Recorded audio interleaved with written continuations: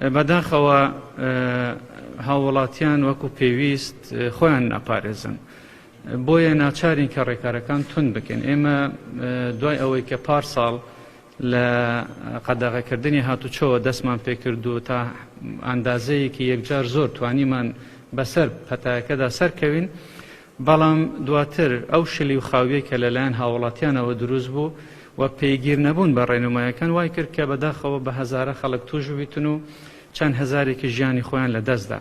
ناچار بووین دوێنێ لە ئەنجومەنی وەزیران لەسەر راپۆرتی وەزارەتی تەندروستی ئەنجومەنی وەزیران لێژنەی باڵای کۆڕۆنای ڕاستپارد بۆ ئەوەی ڕێکارەکان تون بکات و لە ئەم شەوەوە قەدەغەی هاتوچۆی تەواو لە کاتژمێر 8 هەتاوەکو 6 بەیانی بەردەوام دەبێتن.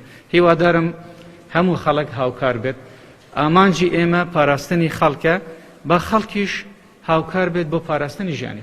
تاوان لە مانگی ڕەمەزان بەتاکی دەبێت ڕێکارەکان بگونجێنین لەگەڵ مانگی پیرۆزی ڕەمەزان.